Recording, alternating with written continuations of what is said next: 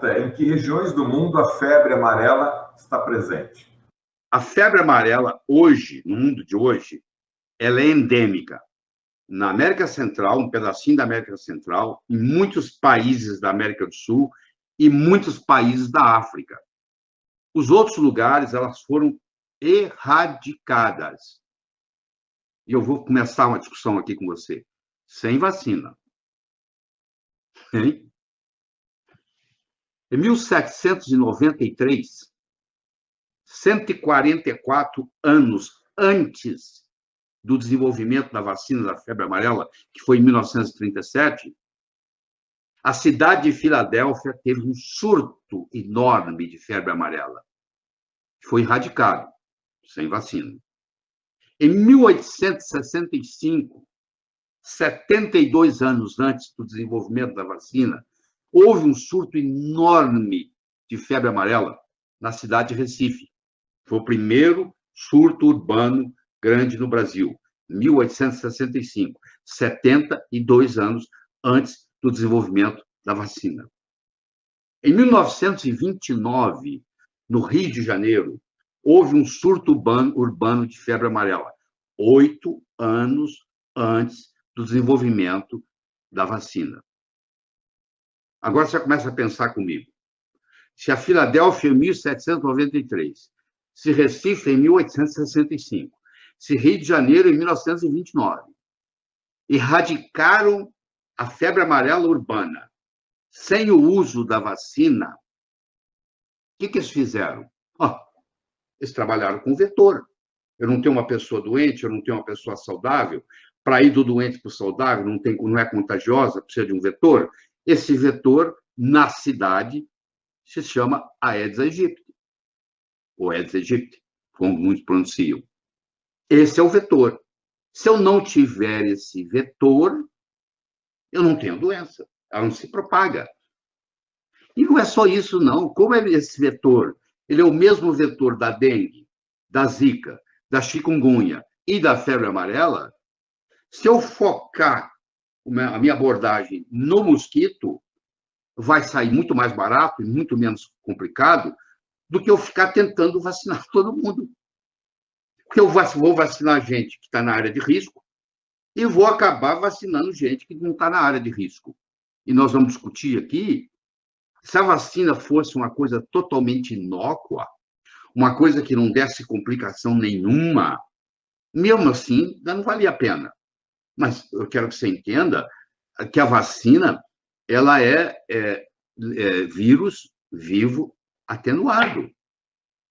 Para formar o anticorpo contra esse vírus, eu preciso dar esse vírus atenuado. E eu lembro que eu disse que tem dois problemas que você tem que levar em consideração: a carga virótica e a resiliência do sistema imune. Ora, se eu dou uma carga virótica a mesma, que eu acho um absurdo, tá? Se eu tenho um indivíduo de 140 quilos e eu tenho um bebê de 9 meses, eles vão receber a mesma carga. Não tem uma vacina para criança, uma vacina para adulto. É a mesma vacina. Você há de convir que um cara, você imagina um atleta com 120 quilos de músculo e uma criança com 9 meses no colo da mãe e recebe a mesma carga. Eu acho que você não precisa ser nenhum engenheiro brilhante da NASA para começar a perceber que é uma discrepância dar a mesma carga virótica para uma criança de 9 meses, um bebê de 9 meses, e para um indivíduo com 18 anos de idade, cheio de saúde e força. Para pensar. Isso eu quero fazer você pensar. Uma coisa eu posso lhe dizer: em nenhum lugar no mundo, até hoje, criou-se uma estratégia para vacinar todo mundo, para erradicar a febre amarela. A febre amarela foi erradicada no mundo inteiro sem a vacina. Agora, nós temos que discutir, isso transcende a medicina, isso chama pensar de uma forma sistêmica, e eu sei que muitos de vocês que estão me assistindo aqui têm esse mesmo pensamento que eu tenho, porque é fácil colocar todo mundo, vamos vacinar, vamos vacinar, vamos vacinar. A empolgação da vacina, a pessoa não para pensar. Mas, espera aí. Primeiro que eu não vou conseguir vacinar todo mundo. Tem muita gente também assistindo aqui que vai dizer, eu não quero a vacina. Quer dizer, se eu tenho uma estratégia que para eu erradicar ou não deixar vir para a cidade, para urbano, eu vou vacinar todo mundo, primeiro que pelo menos uns 30% vão dizer, não, eu não quero. Tem gente aí que pensa que a vacina é até coisa do diabo. Não quero. Você entendeu? Então, essa estratégia, o final dela não vai ser feliz. A história vai contar isso, nós vamos assistir. Mas a história é outra coisa. O que interessa é você. Você que tem que se educar com você mesmo, como é que acontece. O que eu vou te dar aqui são os componentes do pensamento para você chegar à sua conclusão. O que você vai fazer com você, o que você vai fazer com a sua família. Essa decisão é sua, ninguém tira ela de você. Certo? Porque não é uma vacina obrigatória. Então, você vai ter que decidir como é que faz.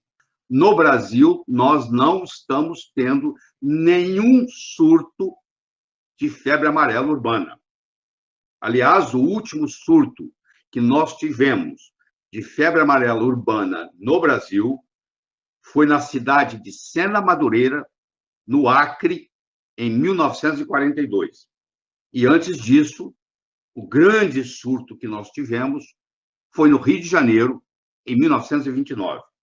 Então, a primeira coisa que eu quero deixar bem claro para você é que os surtos que estão ocorrendo, eles são silvestres, eles não são urbanos. O trabalho que está sendo feito pelas autoridades sanitárias é no sentido de fazer uma prevenção para que essa febre amarela silvestre não se torne uma febre amarela urbana. Isso vai mostrar muito para você. Eu daqui um pouquinho vou poder discutir com você, se não agora, as características do mosquito. O mosquito que transmite a febre amarela silvestre tem duas famílias. Uma é o hemagogos e o outro é o sabetes. O hemagogos tem várias espécies.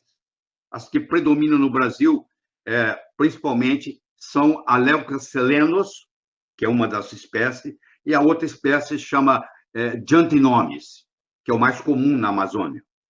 Então, essas são as duas espécies. E os sabetes tem também uma espécie que está aqui no Brasil, que é uma espécie que transmite mais ou menos igual ao hemagogos. Então, nós temos o hemagogos e temos sabetes, que são duas famílias, dois gêneros que transmitem. Vamos pegar o que eles pegaram aqui no Parque do Anhanguera, em São Paulo, que é o Leucocelenos, que é o hemagogos leucocelenos. Vamos estudar as características dele. Ele tem 0,4 centímetro. Ele tem menos de meio centímetro de ponta a ponta, contando tudo. Esse mosquito, ele vive na copa das árvores. Ele tem uma autonomia de voo, você imagina um mosquitinho daquele tamanho, o quanto que ele tem de combustível para voar, né? Porque você tem uma autonomia, você põe gasolina no seu carro, quantos quilômetros você pode andar? Você põe no seu avião, quanto você pode andar? Bom, eles também têm uma autonomia de voo. E a autonomia de voo de um mosquito desse não chega a 2 horas. E agora você deve estar curioso em saber o quanto que ele voa de velocidade. 1,5 km por hora. Então, um mosquito que sai da copa da árvore para passear, ele pode chegar no máximo a 3 quilômetros dali. Então, aí você já começa a ver que se você vive para mais de 3 quilômetros de uma mata, e se você não vai lá fazer trilha, e se você não vai lá pescar, se você não vai lá caçar, esse mosquito não vai sair lá da mata e chegar à sua casa. Esse risco não existe. Você tem que estar em volta de mata. Você tem que estar na beira da mata, 2, 3 quilômetros da superfície da mata, da periferia da mata. Isso é muito importante. Por outro lado, a febre amarela urbana, que não existe no Brasil desde 1942, em Sena Madureira, no Acre, ela já o vetor dela já é outro mosquito, que é o Aedes aegypti, que o brasileiro chama de Aedes aegypti. Também tá bom. Eu vou chamar de Aedes aegypti aqui, mas os dois nomes estão certos. Que é já o mesmo mosquito que da dengue, da zika e da chikungunya. e agora da febre amarela. Então, você vê que se você erradicar o Aedes aegypti, você mata 4 doenças com uma paulada só.